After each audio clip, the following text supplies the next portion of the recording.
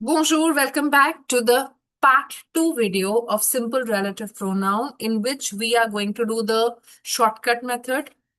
Anytime you feel confused कि की आएगा या क आएगा, please I repeat one more time, सिर्फ और सिर्फ जब कंफ्यूजन हो की आएगा या क आएगा सिंपल रिलेटिव प्रोनाउन के बीच, उस टाइम पे ये शॉर्टकट रूल अप्लाई होता है एंड 99% ऑफ द टाइम्स बिल्कुल सही अप्लाई होता है. तो if ever you are caught up in a situation you can use that.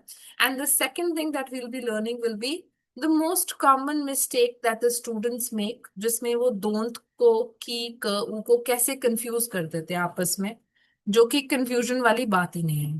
तो let's start with the first shortcut method. I am starting screen sharing. This works only in case of confusion between ki and k, not u, don't. सारे में नहीं आएगा ये, क्योंकि कई बार ऐसा होता है कि आपको लगता है कि आएगा बट लगता है क आता है. तो और ये तब आएगा जब फिल इन द ब्लैंक्स होंगे, क्योंकि जब दो सेंटेंसेस को आपने रिलेट करना होगा तो आपको सब्जेक्ट दिख ही रहा होगा साथ में कि सब्जेक्ट रिप्लेस हो रहा है या ऑब्जेक्ट हो रहा है. ये सिर्फ और सिर्फ आपको तब काम आएगा जब फिल इन द ब्लैंक्स में भरने होंगे रिलेटिव प्रोनाउन, और उसमें भी आप की और क के बीच में कंफ्यूज हो रहे होंगे. तो की और क, and this is the shortcut method. Shortcut method क्या है? This is pure logic. अगर थोड़ा सा आप डीपली अंडरस्टैंड करो ना, आपको समझ आ जाएगा कि ये शॉर्टकट मेथड बनाया कैसे है. ना for example, when there is a when there is a conjugated verb after the blank, it needs a subject. Therefore, put की. समझ आया? This is case one.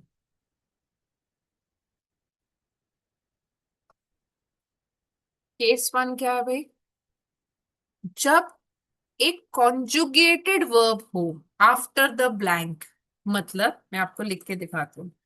For example, मैंने आपको एक सेंटेंस लिखवाया था, सेक्शन फी डैश पाल सीज लॉन्ग. अगर वो दोनों सेंटेंसेस नहीं होते और इस तरीके से सेंटेंस लिखा होता fill in the blank form में, और लिखा होता कि प्रोनो रिलेटिव से भरो, तो आपने की क में जब आपको कंफ्यूजन हो तो आपने देखा ब्लैंक तो है, लेकिन ब्लैंक के इमिजिएटली बाद वर्ब है conjugated.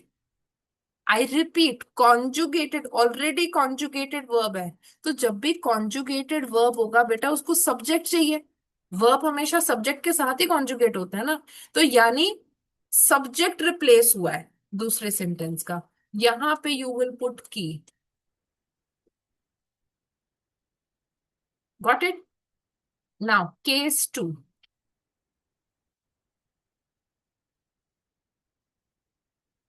Now case two is when after the blank there is a new subject and a new verb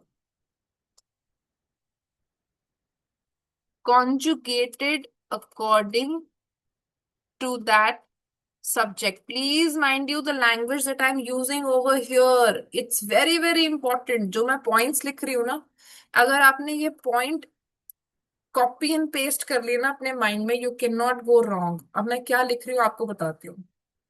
When after the blank there is a new subject and a new verb conjugated according to that subject, इससे पता है क्या होगा? आपकी गलतियां minimise हो जाएंगी. For example, section fee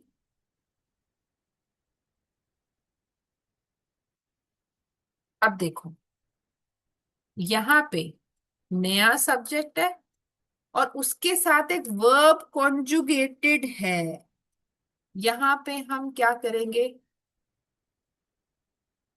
use क। एंड यहां पे हम क्या करेंगे?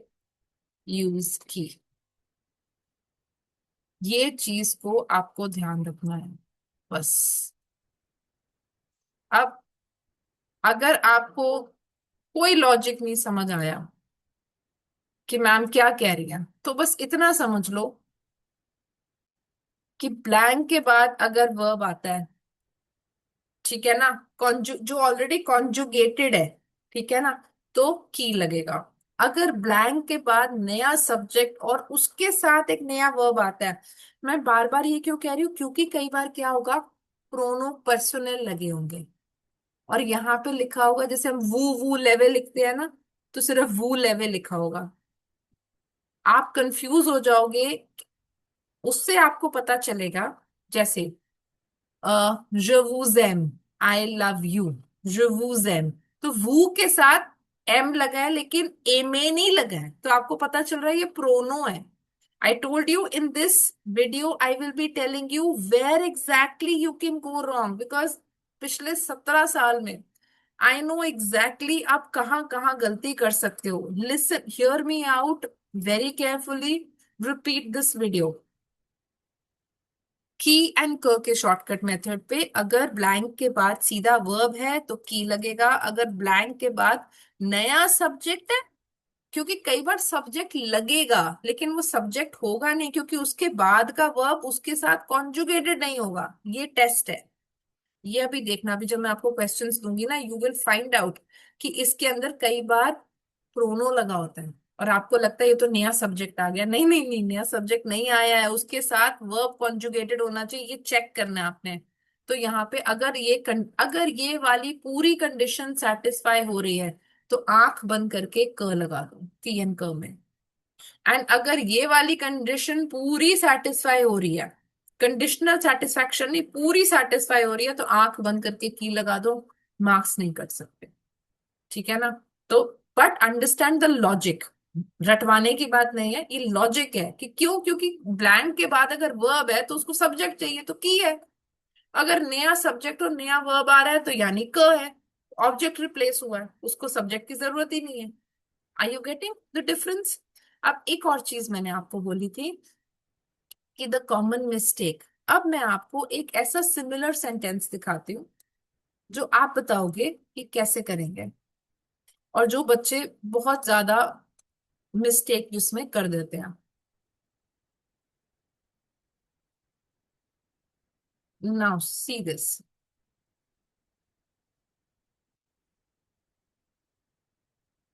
ये थोड़ा ज्यादा आई थिंक कलर लाइट हो गया, दूसरे कलर से करता हूँ। C'est une ville, j'aime cette ville. This is a city, I like this city. अब कुछ जो अल्ट्रा समझदार बच्चे होंगे ना, वो क्या करेंगे, सिटी देखा, ऊ है ऊ है ऊ है, ऊ लगाना है ऊ लगाना है, अरे नहीं लगाना, फिर से देखो, this is the city, I like this city. Where की तो बात ही नहीं आ रही इसमें, वेयर वेन तो आ ही नहीं रहा। This is the city, I like this city, this is the girl, I like this girl, same. तो this is the city that I like. तो यहां पर हम इसको करेंगे सेक्शन वी,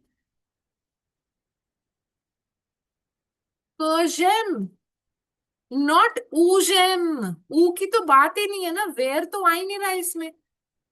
एक और एग्जाम्पल सुनो ध्यान से। I told you you'll have to watch this video again to understand it thoroughly. अब एक और चीज है, section V, je te parle de cette vie, this is the city, मैं तुम्हारे से इसी सिटी के बारे में बात कर रहा था। अब सिटी देखते ही ऊ लगा देंगे बच्चे, प्लेस है ऊ लगेगा, ऊ लगेगा नहीं लगेगा। फिर से देखो, द सेतवील, कॉमन क्या है, सेतवील, लेकिन द लगा हुआ है, द जब भी लगता है डोंट से रिप्लेस होता है। So this is the city about which I was talking, about which I am talking. तो section V, don't, je te parle। Understood? ये मिस्टेक्स करते हैं बच्चे, वेरी वेरी कॉमन मिस्टेक्स, ठीक है ना। आइडेंटिफिकेशन में मिस्टेक कर देते हैं, सिटी देखा ये लगा दिया, गर्ल देखा ये लगा दिया। No no no no, please please understand the concept thoroughly so that you don't have to रट्टिफाई। एंड ये वाली जो चीजें है ना, ये आता हुआ क्वेश्चन, मतलब आपको लगता होगा मुझे तो सारे क्वेश्चन आते हैं, प्रोनो रिलेटिव तो मेरा बहुत अच्छा गया है, वो 1 मार्क चला गया क्योंकि you were over confident, you did not analyse the sentence properly, 1 mark चले गए आपके। तो आप 100 से तो रह गए ना। तो what I am trying to do is steering you towards 100, कि मेरी तरफ से कोई भी कमी ना रह जाए कि आपके 100 नहीं आ पाए। मैम ने नहीं सिखाया था, मैम ने सब कुछ सिखाया, और मैम सब कुछ रिकॉर्ड भी इसलिए करती जा रही है ताकि आप दोबारा से you can go back to it, watch it as many times as you want to, and be thoroughly prepared. And in the next class of prono-relative composite, prepositions आपने रिवाइज करके आने हैं, यू ऑलरेडी नो prepositions, आप class 10th में आ चुके हो। And then अब प्रोनो relative composite तक कैसे जाना है, हम इसके क्वेश्चंस करने के बाद पहुंचेंगे। Thank you.